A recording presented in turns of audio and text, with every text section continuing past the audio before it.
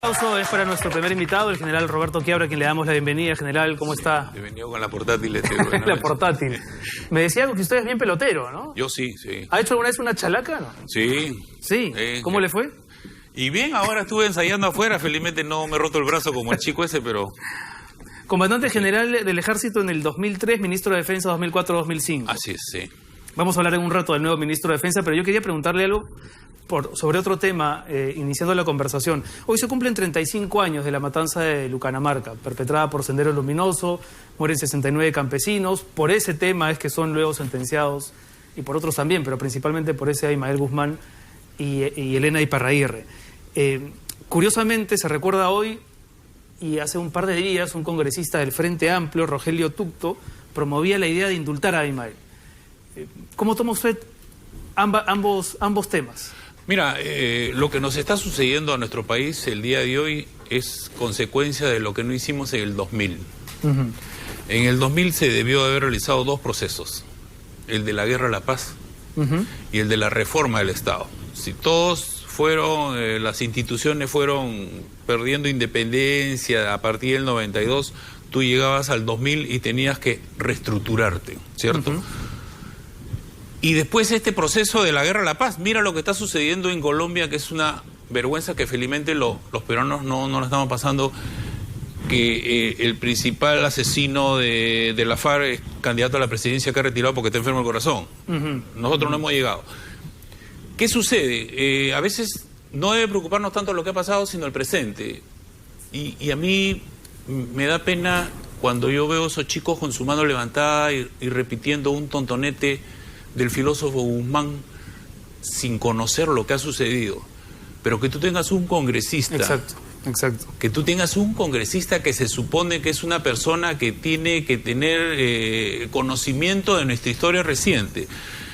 Es por eso que tenemos nosotros un mausoleo en la nariz de todos los peruanos, que es una vergüenza. Es un mausoleo que nadie lo autorizó, o sea, cayó del cielo o del infierno, ¿no? Entonces, si tú ves un mausoleo donde todas las autoridades, el alcalde, el fiscal, el ministro de Justicia, todos dicen, hay que demolerlo. Hay que... Y nadie toma una iniciativa para que ocurra algo concreto, ¿no? Ese mismo ritmo de tortuga fue el que hubo entre el 80 y el 83. Cuando el 80 queman las ánforas y se demoran 3 años en que salga el ejército. 3 años cuando ya la escalada de los atentados subversivos, nosotros salimos cuando los atentados estaban aquí.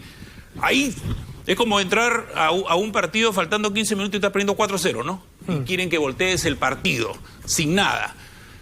Ahora, el asunto es, por supuesto, que cuando se trata de promover unas ideas tan jaladas de los pelos como el indulto de Aymael Guzmán, creo que todos nos cerramos en una sola posición, ¿no? Eso no tiene sentido. El hombre está condenado a cadena perpetua como el asesino que es, como el criminal que es. El asunto es más delicado cuando se trata de estos otros subversivos o ex-subversivos condenados por terrorismo que empiezan a salir de las cárceles luego de cumplir sus condenas. Tenemos a la fecha ya 7 integrantes de Sendero Luminoso, 2 del MRTA que salieron en libertad el año pasado. El caso más reciente, el de Osman Morote, se está resolviendo dónde va a purgar el arresto domiciliario. Pero ahí sí creo que hay posiciones más discutibles. Es decir, si ya cumplieron su sentencia, una condena dada por la justicia peruana en la que todos deberíamos creer, ¿qué posición debe tener la ciudadanía frente a ellos, general? Mira, vuelvo al 2000.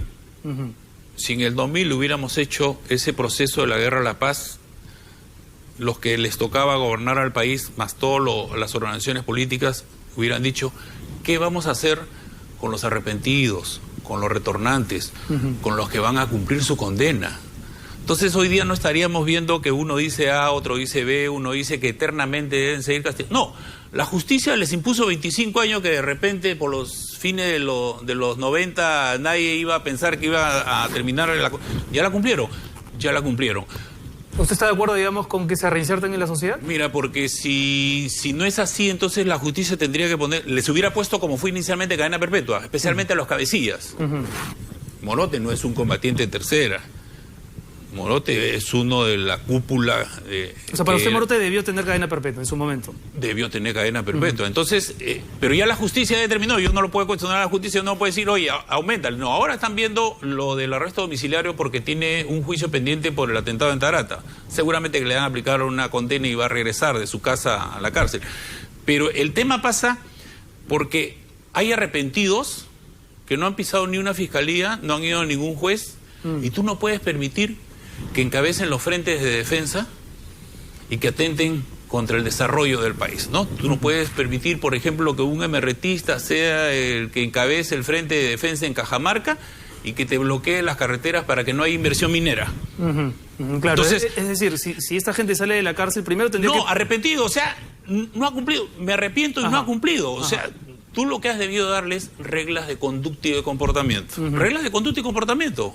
Por ejemplo, haz tu vida, no participar en ningún tipo de movimiento político. Haz tu vida, pero no me bloquees una carretera o no estés generando las condiciones que me afecten económicamente a todo un departamento como Cajamarca, que se ha vuelto pobre. En el caso puntual de Morote, ¿qué opina de eso, de su salida, de su posible libertad? Lo pregunto porque ya en los casos de Lori Berenson, de Marisa Garrido Leca, se generó una tensión, digamos, en los puntos donde ellas fueron. Era como no saber cómo reaccionar, ¿no? ¿Qué hacemos con estas personas que le han hecho daño al Estado, que provocaron muertes y que ahora sí cumplieron la sentencia, pero es una convivencia muy difícil, ¿no? Es que ¿sabe qué pasa? Que tenemos una memoria muy frágil. Mira, Europa está viviendo o sufriendo lo que nosotros sufrimos durante 20 años.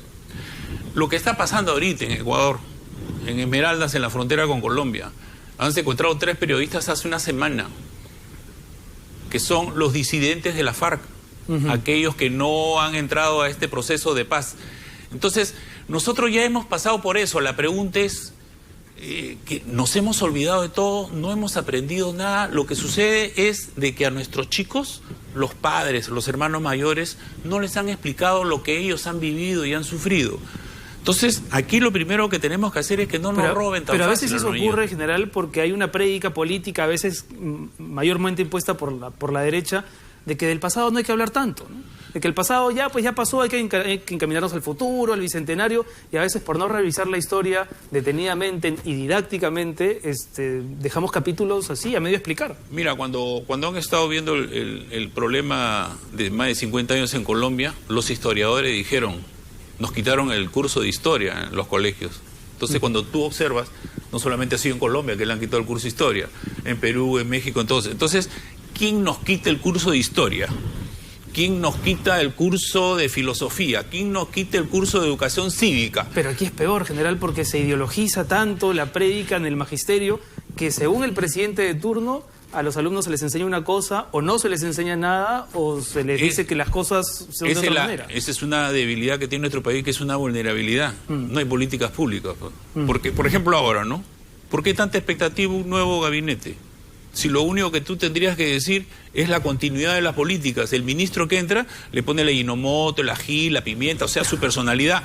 Pero continúas con la política, más allá del ministro, más allá del gobierno, del presidente. Solamente para terminar con lo anterior y que me quede claro, ¿usted está de acuerdo entonces con que los subversivos que fueron condenados y que cumplieron esas condenas salgan en libertad? Salgan en libertad y tú... Pero con un reglamento de conducta. Haces un reglamento de conducta. Y el trabajo de la inteligencia policial, que es el mismo trabajo de inteligencia policial que hacen en Europa, ¿no? Y que están haciendo en Estados Unidos a todos los... Entonces, tú no le puedes decir eternamente, no vas a salir, porque la justicia decretó, te estoy cambiando la cadena perpetua, porque les habían sancionado con cadena perpetua, te lo doy por 25 años. Cumpliste tus 25 años, lo único que te pongo es regla de conducta y de comportamiento.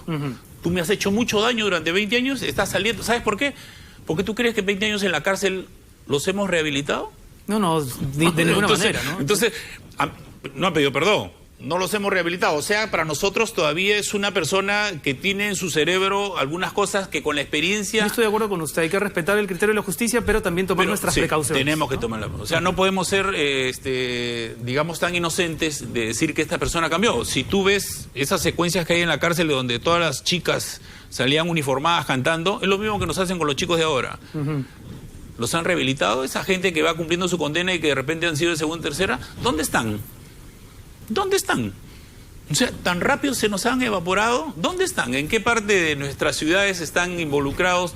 ¿Qué están haciendo con nuestros chicos? Deberíamos estar más informados. ¿Sabe por qué? Sí. Porque se puede repetir con una situación política, con la corrupción que tenemos. Cualquier radical que diga esto no puede seguir así, y los emplea a estos que ya tienen experiencia. Entonces, en uno de los, eso hay que ver. En uno de los museos del Holocausto judío en Berlín hay una frase del escritor italiano Primo Levi que dice, si esto ocurrió, puede perfectamente volver a ocurrir.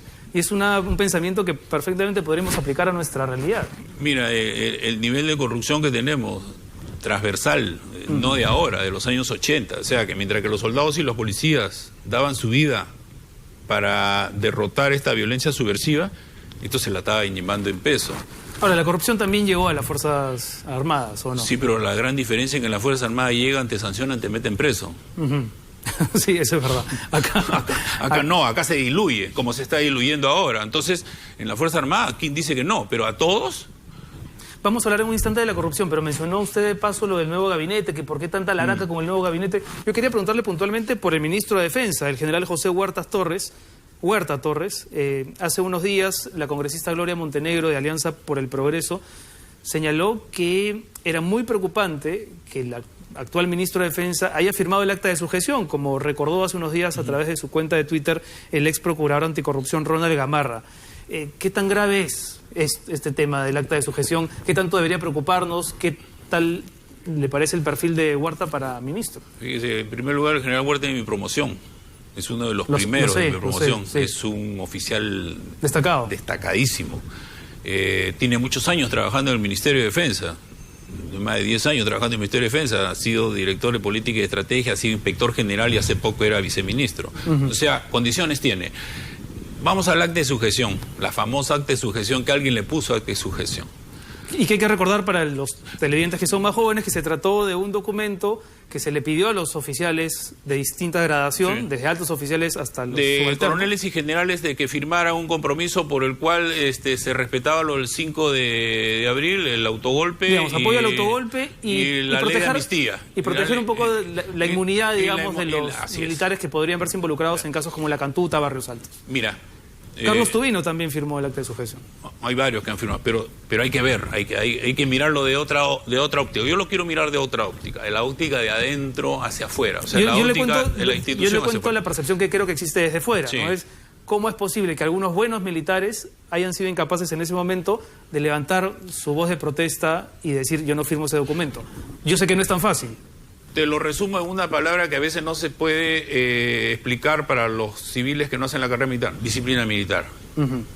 La disciplina militar. Ojo, te lo digo. Ojo, que hablamos ya del 99. Ya se sabían varios de los casos que había denunciado. Estamos en el año 99, ya se sabía todo. Estamos en el año 99. Todavía no han salido los Vladivideos. Todavía no. Estábamos a un año del primer Vladivideo. No, el mismo año creo que fue. Bueno, la figura es la siguiente. El cuestionamiento no es tanto al contenido del acta, sino a la forma cómo se hizo la reunión y cómo se obligó a que los oficiales firmen. Cuando tú eres un oficial subalterno y te convoca tu comandante general y tu ministro, porque estaban los comandantes generales, los 3 institutos, jefe de comando conjunto, ministro de Defensa e Interior, tú acudes. ¿Por qué? Porque la disciplina militar se materializa en el respeto y en la confianza en el superior. Pero la presencia de Vladimiro Montesinos ¿no distorsionaba ese sentido de disciplina? Lo venía distorsionando desde que entró el presidente Fujimori, que abdicó de sus funciones y le regaló a las Fuerzas Armadas, le regaló después a la justicia, después le regaló a los diarios y después le regaló a los congresistas y le regaló todo el país, ¿no? Mientras que él trabajaba, el otro hacía todo el trabajo. Entonces, estamos en este ambiente. Todos los oficiales generales y coroneles que lo citan, ¿quién?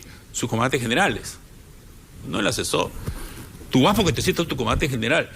Entonces, acá lo que yo digo es lo siguiente. Primero, que el contenido de esa acta, ¿quién la cumplió? Nadie. ¿Alguien la cumplió? En alguna época de que se firmó hasta ahora alguien ha dicho, no, ha reivindicado la ley de amnistía o están libres todos esos. No, entonces tú tienes acá que cuando el superior...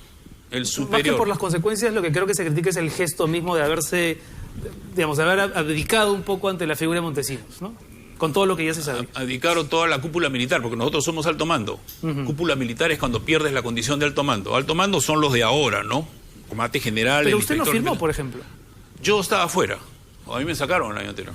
O sea, usted felizmente no firmó. No se sabe por qué te sacan, ¿no? Porque ¿a quién sacaban? Pero hubiese tenido que firmar. Eso ahora de que hubiera... pero ¿a quiénes sacaban? ¿A quiénes sacaban y pasaban a retiro por renovación en esa época? A los brigadieres generales, a los números 1 y a los peligrosos y a los que no les gustaba, ¿no? Entonces, por ahí estamos. Entonces, yo te digo que aquí lo que hubo fue un abuso de autoridad y una deslealtad con la institución que la cometió esa cúpula militar, que fue sancionada penalmente por la justicia civil. A todos ellos los enjuiciaron, los sancionaron por abuso de autoridad, y las instituciones los sancionaron por algo que es permanente, los sancionaron moralmente, retirando de todas las galerías de comando su fotografía. Esos señores, que eso en los códigos militares es todavía esos bastante señores más duro. No han pasado, o sea, la sanción de 20 años, 15 años, 8 años que le hayan dado ya terminó. Ahora, pero la sanción moral sigue permanente. Pero había la posibilidad de, sabiendo que quizá te deparara el retiro, ¿no?, decir yo no firmo. ¿Había esa posibilidad? Habría que ver si dentro del conjunto de oficiales, si se levantaba uno, cuál hubiera sido la reacción de la masa. Tú sabes que a veces uno jala masa. Habría que ponernos en el papel, que es algo que ha pasado más de 20 años. Pero yo creo que, como te digo, más que cuestionar el contenido exacta de sujeción, que nunca ningún oficial de ninguno de los siguientes años la cumplió, lo que hay que cuestionar y sancionar, que sí fue sancionado, es el abuso de autoridad, porque eso fue un abuso a la dignidad de los oficiales, hacerlos ir con su sello y filmarlos individualmente. Yo creo que desde entonces las Fuerzas Armadas quedaron muy golpeadas en términos de imagen, en términos de cuadros. Mira, el año 2000, la reforma del Estado, la única institución en el Perú que se reestructuró fue la Fuerza Armada. ¿Recuerdan que en el año 2000 nosotros nos pusieron contra la pared? Éramos los responsables del autogolpe y éramos responsables de toda la violación de derechos humanos. Nos pusieron contra la pared. No solamente congelaron los sueldos y pensiones que ya venían congeladas, no solamente nos recortaron el presupuesto de emergencia, por eso que nos cambiaron el servicio militar de obligatorio voluntario de la noche a la mañana, es decir, hoy día teníamos 500 soldados, mañana teníamos 50. No solamente se olvidaron eternamente de la propina y el razonamiento de la tropa, sino que nos bajaron la capacidad operacional, o sea, castigaron a la Fuerza Armada como si no estuvieran castigando al Estado. Pero si tú ves de esa época hasta ahora, todas las encuestas de opinión, cuando le preguntan a la gente en qué institución tú más confías o cuál es la institución menos corrupta, y mírala, después de la Iglesia Católica están las Fuerzas Armadas. Porque seguimos siendo lo que primero llegamos y los últimos no vamos. El fenómeno del niño costero es uno más y no es el único. Le pido una respuesta rápida. ¿Debería la Fuerza Armada encargarse de